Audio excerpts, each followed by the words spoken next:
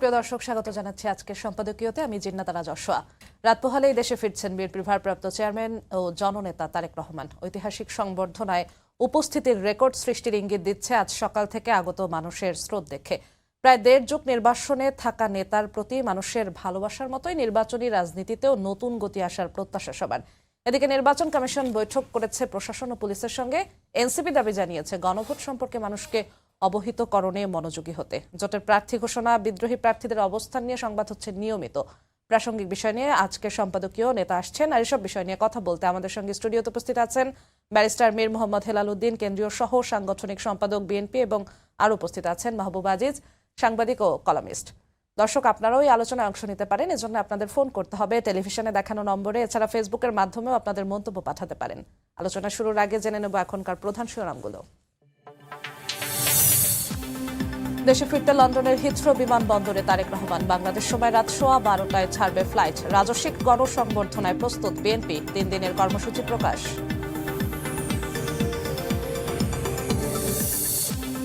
শরিকদের আরও 9 আসন ছাড়ল BNP. ব্রাহ্মণবাড়িয়ায় Psaki, পটুয়াখালীতে নূর। দলটিতে যোগ দিলেন ববি হাজ্জাজ। লড়বেন ঢাকা 13 আসনে। দলীয় নির্দেশনা না মানলে ব্যবস্থা। আচরণবিধি লঙ্ঘনের অভিযোগ জামায়াতের। ভোট কেন্দ্রে সিসিটিভি ক্যামেরা স্থাপনের পরামর্শ। সময় মতো নির্বাচন হবে কিনা শঙ্কা এনসিপির। ইসির সক্ষমতা নিয়ে প্রশ্ন।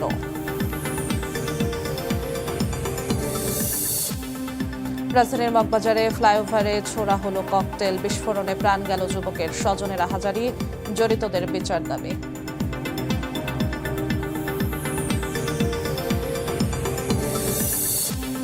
রামপুরায় 28 জনকে হত্যা মামলায় সেনা ও পুলিশ কর্মকর্তাদের বিচার শুরুর আদেশ। সাবেক ডিএমপি কমিশনার হাবিব সহ 11 জনের বিরুদ্ধে অভিযোগ দাখিল।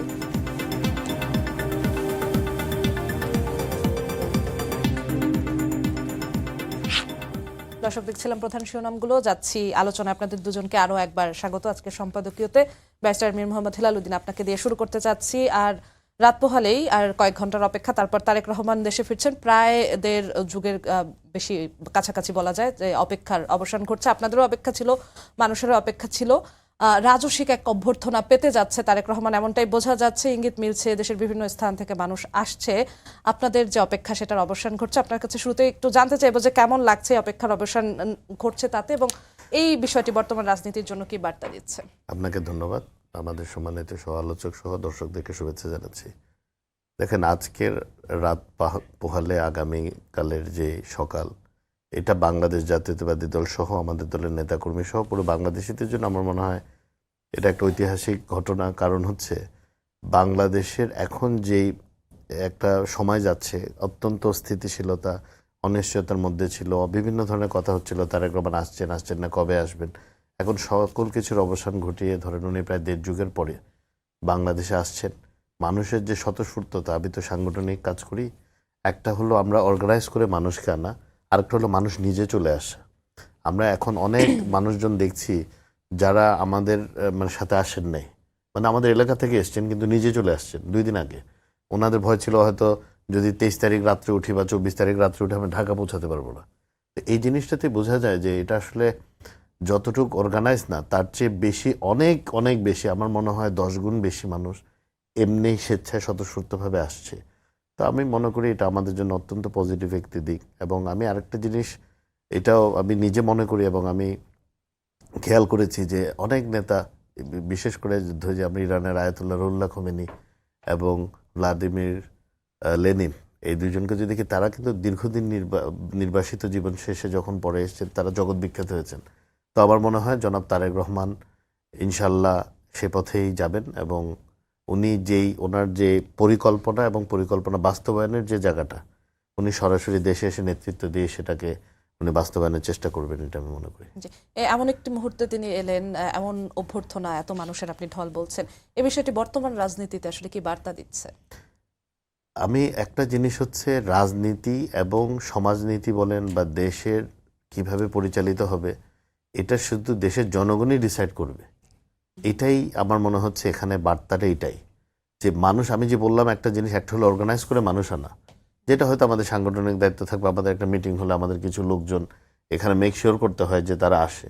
এখানে আমরা বলছি তো আমরা যতটুকু ব্যবস্থাপনা করেছি তার চেয়ে আমার ডিভিশনে 10 গুণ বেশি লোক নিজে স্বেচ্ছায় চলে এসছে। তাহলে এটা বোঝাচ্ছে, এবং চট্টগ্রাম অনেক দূরে, মনে করেন রাঙ্গামাটি, আজকে আমি যখন গেলাম খাগড়াছড়ি, বান্দরবান, রাঙ্গামাটি থেকে লোক এসছে এবং এরা সবাই বয়স্ক লোক। আমি জিজ্ঞেস আসছেন কেমনি, বলছে 2 দিন আগে আসছি, বলছে ঢাকা ঢুকতে পারবো না, কষ্ট করে আসছে। ওনারা কোনো পদে নাই, ওনারা কোনো দলের কোনো ধরনের পদ পদবিতে নাই। এই যে মানুষের উচ্ছ্বাসটা, এটা কিন্তু একটা আস্থার থেকে সৃষ্টি হয়েছে।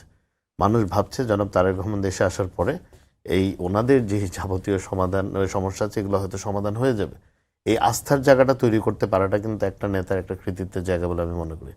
তো এই বাঁধ ভাঙা যে উচ্ছ্বাসটা আমরা দেখতে পাচ্ছি, এটা আমি ডেফিনেটলি মনে করি this is a positive side.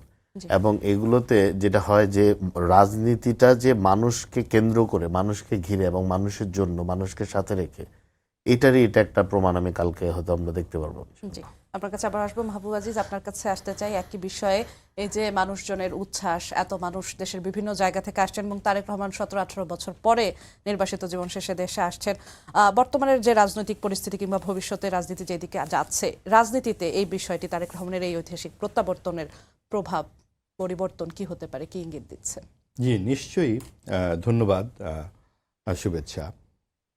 আসলে এটি তো একটি অবশ্যই খুব গুরুত্বপূর্ণ একটি ঘটনা, যে যে নির্বাচন নিয়ে যে শঙ্কা, যে অনিশ্চয়তা, এর মধ্যে তারেক রহমানের এই স্বদেশ প্রত্যাবর্তন এবং 17 বছর পর, দেখুন এই ঘটনাটির পেছনে যে রাজনীতিতে যে আমাদের প্রতিহিংসা, জিঘাংসা, যে অনিশ্চয়তা এবং অবিশ্বাস, এই সব কিছুর একটা মিশেল আমরা দেখতে পাই। আপনি রাজনীতি কোন পর্যায়ে গেলে একজন তরুণ নেতাকে, তখন তার বয়স এখন থেকে 17-18 বছর কম ছিল, 43 বছর ছিলেন, 43 বছরের একজন তরুণ নেতাকে তখন কিভাবে মারাত্মক আহত করে তাকে বিদেশে জোর করে পাঠিয়ে দেওয়া হয় এবং একটা মুচলেকা জোর করে রাখা হয়, রাজনীতিতে তিনি থাকবেন না ইত্যাদি। তার দোষটি কী ছিল? তিনি তো সাংগঠনিকভাবে কাজ করছিলেন, যেভাবে তৃণমূলে তিনি যাচ্ছিলেন। আমাদের সকলেরই নিশ্চয়ই মনে আছে যে কর্মীদের সঙ্গে তার যে সরাসরি সম্পর্ক স্থাপন এবং অনেক আধুনিক প্রযুক্তি ব্যবহার করছিলেন, যেটি তার মা বেগম খালেদা জিয়া বলেছিলেন যে সম্পূর্ণ ডাটাবেস তৈরি করে তারেক রহমান তখন কাজ করছিলেন এবং নানান রকম প্রশিক্ষণের ব্যবস্থা করছিলেন। ব্যাপারগুলো নতুন ছিল আমাদের রাজনীতির ক্ষেত্রে, অনেক বিতর্কও ছিল। বিতর্ক তো রাজনীতির একটা অচ্ছেদ্য অংশ, কিন্তু এই বিতর্ক অথবা অভিযোগ থেকে একজনকে কতখানি বড় শত্রুতে পরিণত করা যায় যে তাকে 17 বছর ধরে নির্বাসনে থাকতে হবে, এবং সেগুলো কিন্তু প্রমাণিতও হয়নি। এবং তার যাদের কথা বলা হয় তার বন্ধু অথবা তাকে ব্যবহার করেছেন, রাজনৈতিক যারা বড় নেতা তাদেরকে তো অনেকেই ব্যবহার করেন। তো সেই বিষয়গুলো বিভিন্নভাবে আলোচনায় এসছে। সবচেয়ে বড় কথা হচ্ছে আমাদের দেশের রাষ্ট্রপতি, প্রয়াত রাষ্ট্রপতি জিয়াউর রহমান এবং বেগম খালেদা জিয়া, তাদের সন্তান তিনি, এবং রাজনীতি যে রাজনীতিবিদদের হাতে থাকবে, এই যে শুভবাদী একটা আকাঙ্ক্ষা আমাদের সাধারণ মানুষদের, এটি যেন বোঝা যায় যে তারেক রহমানের ফিরে আসায় মানুষের সব দল মত নির্বিশেষে সকলেই কিন্তু এক ধরনের আশ্বস্তির মধ্যে, মানে যেই অস্বস্তিটা ছিল সেটা কাটিয়ে এক ধরনের আশ্বস্ত হচ্ছেন যে নির্বাচনটা বোধহয় হতেই যাচ্ছে তাহলে।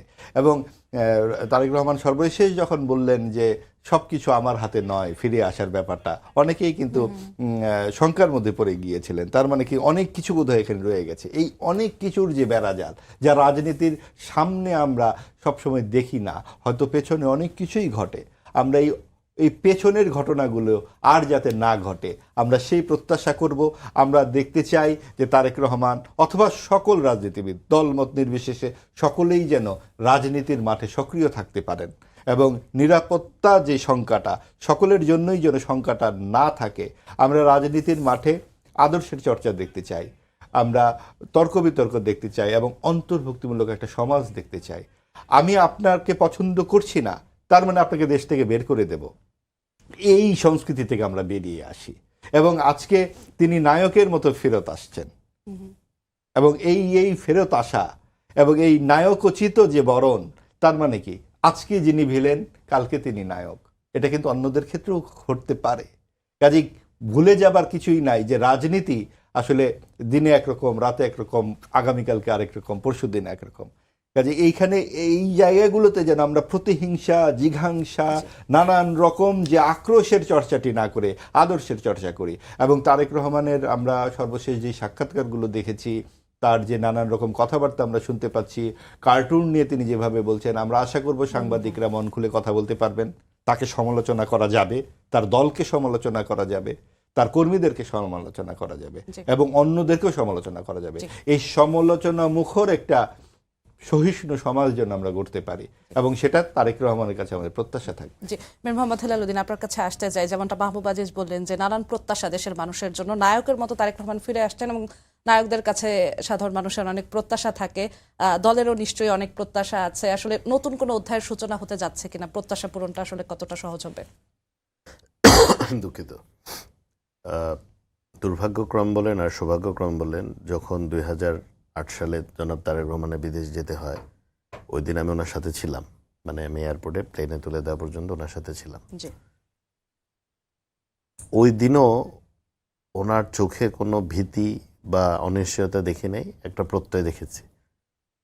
এই প্রত্যয় দেখার কারণেই কিন্তু আমাদের মতো তরুণরা, তখন যারা আরো অপেক্ষাকৃত আরো তরুণ ছিলাম, এই পুরো সমাজটাকে, রাজনীতিটাকে উনি কিন্তু এই তরুণদেরকে উনি ধরে রাখতে পেরেছেন।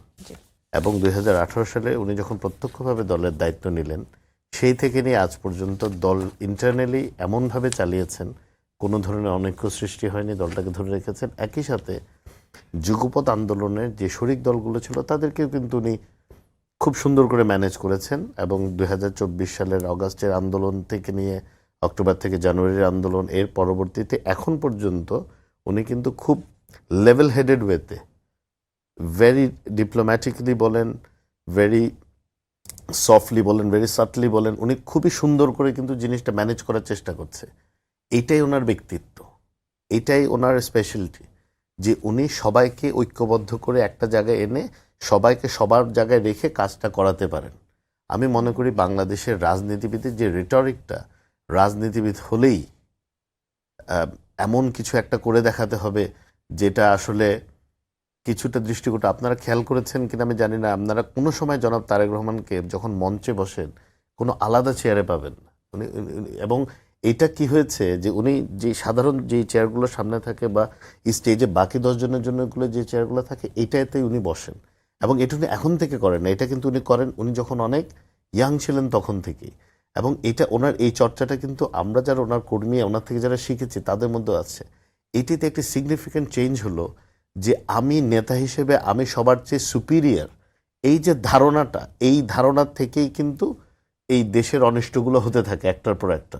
এবং এই যে আমরা সবসময় ইউজ করি ক্ষমতায় গেলে, উনি কোনো সময় কিন্তু এই শব্দটা ব্যবহার করেন না। উনি দেশ পরিচালনার কথা বলেন, জনগণকে সাথে নিয়ে, সবাইকে সাথে নিয়ে। তো আমি মনে করি জনাব তারেক রহমান, এই যে আপনি বললাম উনি প্রায় আরেকটি বিষয় যে তরুণদের পালস বোঝার যে একটি বিষয়টি, সেই তার বক্তব্যে ফুটে উঠছে কিনা না, ওনার he is very very very very well connected to the young generation. আপনি মাহদি আমিনকে দেখেন, ওনার অ্যাডভাইজার হুমায়ুনকে দেখেন, এরা যারা কাজ করছে, ইশরাক আছে, তাবিদ আছে, এরকম যারা ওনার সাথে কাজ করছে, এরা কিন্তু ভেরি ইয়াং, অনেক তরুণ, এবং এরা কেপেবল। তার মানে উনি ওনাদের উপর আস্থা রাখছেন, ওনাদেরকে দায়িত্ব দিচ্ছেন। উনি বিশ্বাস করেন যে প্রবীণ এবং তরুণদের যদি একটি ভালো সংমিশ্রণ করা যায়, একটু যদি ব্যালেন্স করা যায়, তাহলে কাজটা আরো ভালো হবে। এই যে আমরা বলছি 1.5 যুগ পরে আসছে, দেখেন ইরানের আয়াতুল্লাহ রুহুল্লাহ খামেনি 15 বছর দেশের বাইরে ছিলেন, লেনিন 17 বছর। আপনার কাছে যাব, আলোচনা এবারও ফিরবো। আমরা এই মুহূর্তে একটু লন্ডনের হিথ্রো বিমানবন্দরে যেতে চাই। লন্ডনের হিথ্রো বিমানবন্দরে তারেক রহমান এসে পৌঁছেছেন এবং তিনি দেশের উদ্দেশ্যে রওনা করবেন। তার ফ্লাইট ছাড়বে ঠিক 12টায়, আমরা জানি। আমরা আসলে ছবিটা দেখতে পাচ্ছি যে লন্ডনের হিথ্রো বিমানবন্দরে সপরিবারে তারেক রহমান এসে পৌঁছেছেন এবং তার সফর সঙ্গী যারা আছেন তারাও লন্ডনের হিথ্রো বিমানবন্দরে বেশ অনেকক্ষণ আগে থেকেই তারা এসে পৌঁছেছেন এবং তারা বাংলাদেশে রওনা করার জন্য যত নিয়ম কানুন আছে এয়ারপোর্টে, সেগুলো তারা সম্পন্ন করবেন। এরপরে তারা ফ্লাইটের উদ্দেশ্যে ফ্লাইটে যাবেন এবং তাদের ফ্লাইট ছাড়বে, যেমনটা বলছিলাম, রাত 12টার দিকে ফ্লাইট ছাড়বেন এবং আগামীকাল প্রায় 12টার দিকে হযরত শাহজালাল আন্তর্জাতিক বিমানবন্দরে এসে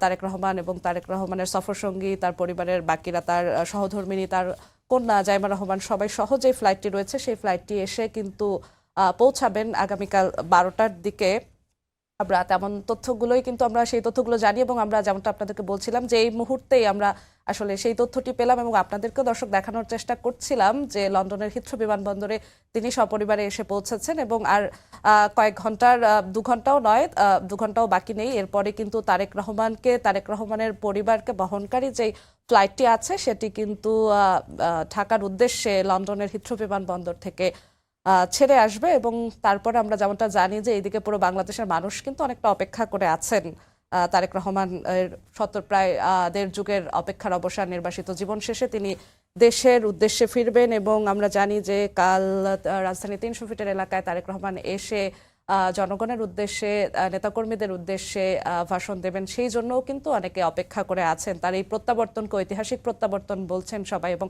সবার নজরটাই এই মুহূর্তে লন্ডনের হিথ্রো বিমানবন্দরের দিকে, যে হিথ্রো বিমানবন্দরে তারেক রহমান কখন পৌঁছবেন এবং সেই অপেক্ষার অবসানও হলো। হিথ্রো বিমানবন্দরে তারেক রহমান সপরিবারে এসে পৌঁছালেন, সেই দৃশ্যটিও আমরা আসলে দেখলাম, দর্শকদেরকে দেখানোর চেষ্টা করলাম।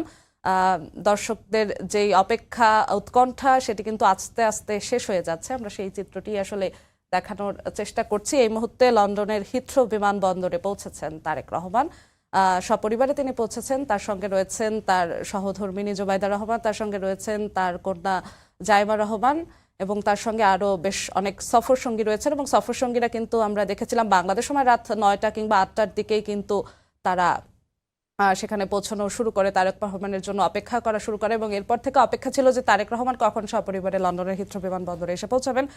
সেই অপেক্ষার অবসানও ঘটলো। তারেক রহমান লন্ডনের হিথ্রো বিমানবন্দরে এসে পৌঁছালেন কিছুক্ষণ আগেই, বলা যায় 10টা 15-র দিকে, সোয়া 10টার দিকে কিন্তু দেখতে পেলাম আমরা তারেক রহমান কিন্তু লন্ডনের হিথ্রো বিমানবন্দরে এসে পৌঁছালেন। এরপরে ইমিগ্রেশনের যত নিয়মকানুন আছে সেগুলো সম্পন্ন করবেন পুরো পরিবার সহ তিনি এবং সেই ইমিগ্রেশনের নানান নিয়মকানুন সম্পন্ন করেই কিন্তু তারপরে ফ্লাইটে উঠবেন। তারপরে ফ্লাইট ছাড়ার কথা রয়েছে সোয়া 12টার দিকে এবং ফ্লাইট কিন্তু আমরা জানি যে আগামীকাল এসে পৌঁছাবে এবং সিলেট হয়ে তারপরে ঢাকা হযরত শাহজালাল আন্তর্জাতিক বিমানবন্দরে এসে পৌঁছানোর কথা রয়েছে এবং বাংলাদেশের মানুষের সবারই অপেক্ষা যে কখন হিথ্রো বিমানবন্দর থেকে সেই ফ্লাইটটি ঢাকার উদ্দেশ্যে, বাংলাদেশের উদ্দেশ্যে রওনা হবে এবং কখন এসে বাংলাদেশে পৌঁছাবে। তার জন্যই কিন্তু বাংলাদেশের মানুষ, বিএনপির নেতাকর্মীরা সবাই অপেক্ষা করছেন এবং একই সঙ্গে আরও একটি বিষয়ে যদি জানিয়ে রাখি, তারেক রহমান যেমন লন্ডনের হিথ্রো বিমানবন্দরে এসে পৌঁছেছেন, সেখান থেকে রওনা করছেন বাংলাদেশের বিভিন্ন প্রান্ত থেকেই কিন্তু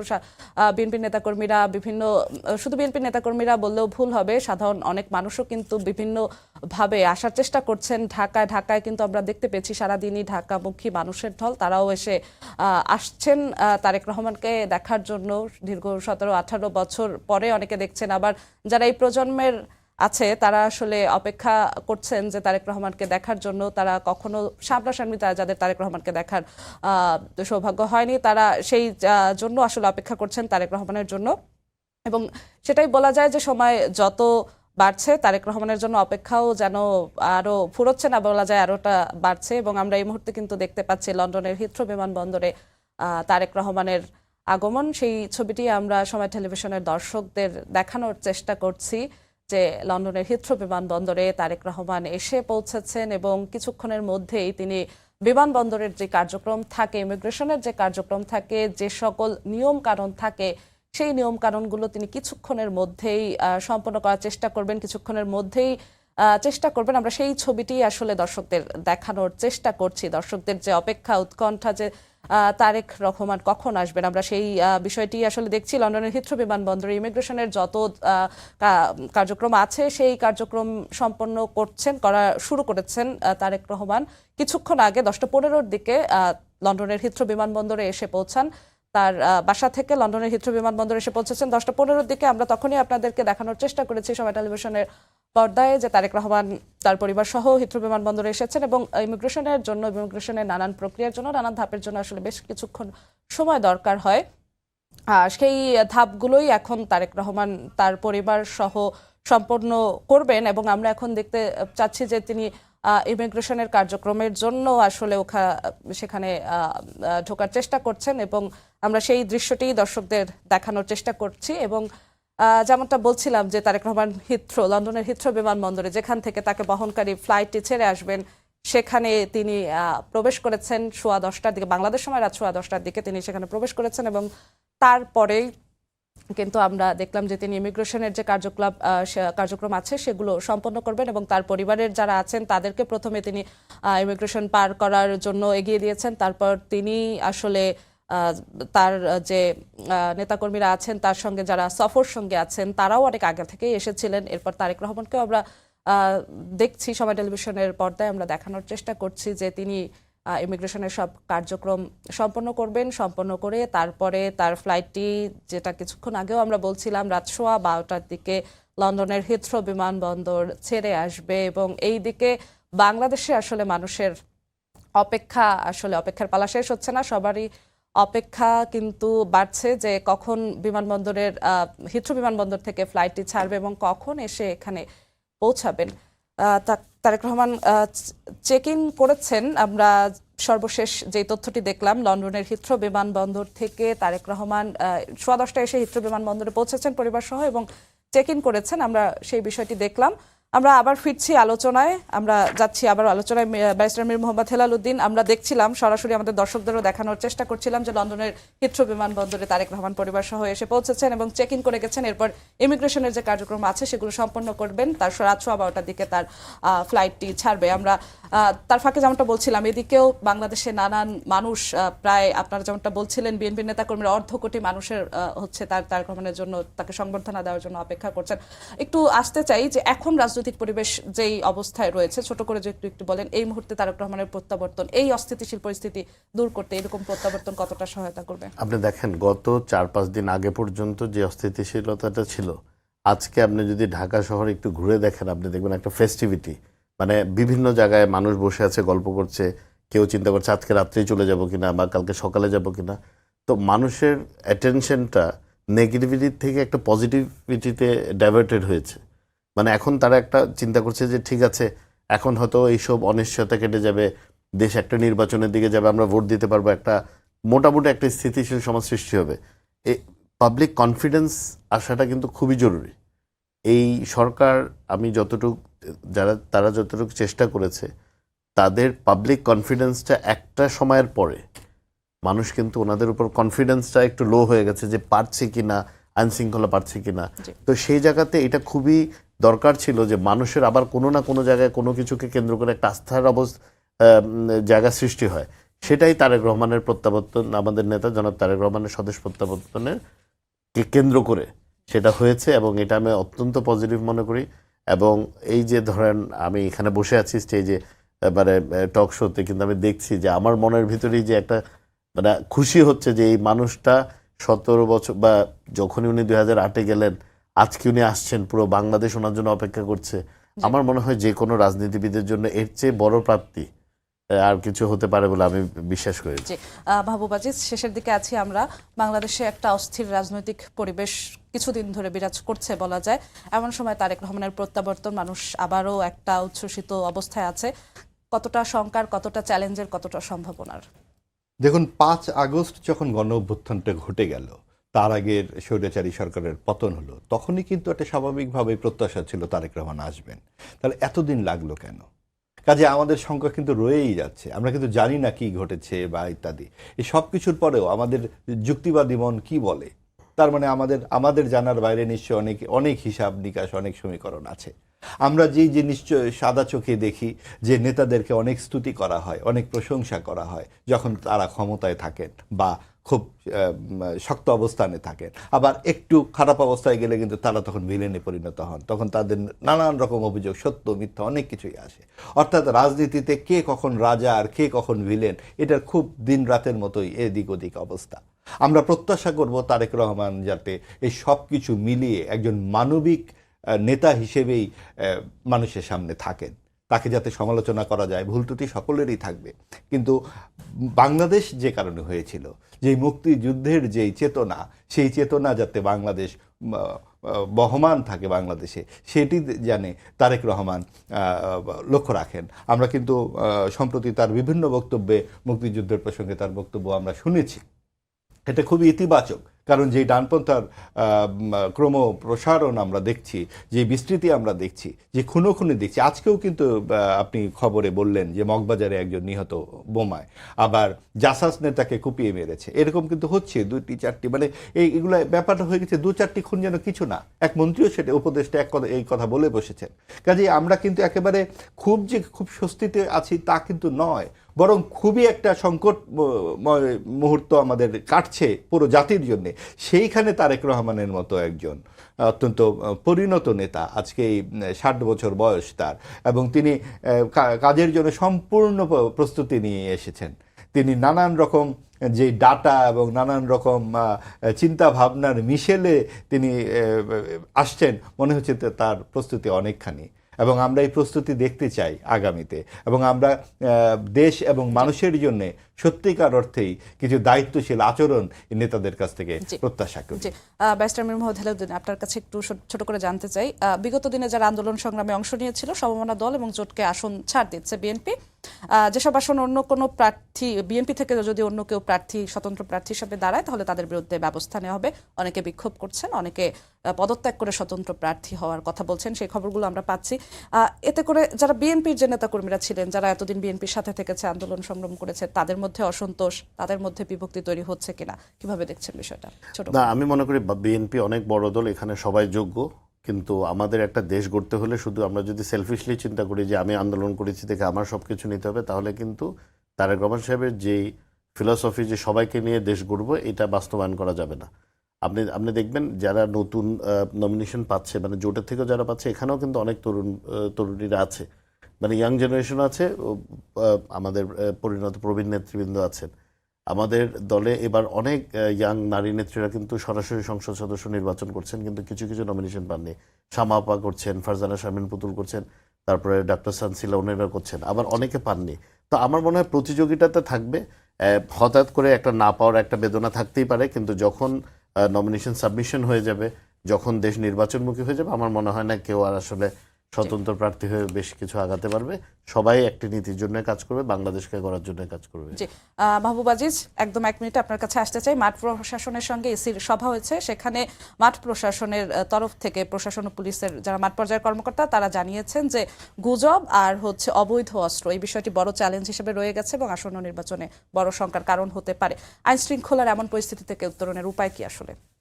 উপায় আসলে নির্বাচনের যে প্রতিদ্বন্দ্বী রাজনৈতিক দলগুলো, তাদেরকে সরকার আহ্বান জানাতে পারে, এখনো সময় আছে যে আচরণ বিধিগুলো তারা আরেকটু আধুনিকায়ন করে যদি কাজটা করে, অর্থাৎ যেই সমস্ত নেতারা নির্বাচনে অংশগ্রহণ করছে তাদেরকে যদি একটা টেবিলে বসানো যায়, যেই সমস্যাগুলো ওখানে ঘটে যাবে তাৎক্ষণিক যদি তারা সমাধানে নিজেরা উদ্যোগ নেয়, এটা কিন্তু কাজে দেবে। আর এটা এই ব্যাপারে যেহেতু তারেক রহমান নিয়ে অনেক কথা হলো, আমাদের কিন্তু মনে রাখতে হবে যে বিএনপির প্রধান প্রতিদ্বন্দ্বীরা এখন নির্বাচনে অনুপস্থিত, আওয়ামী লীগ।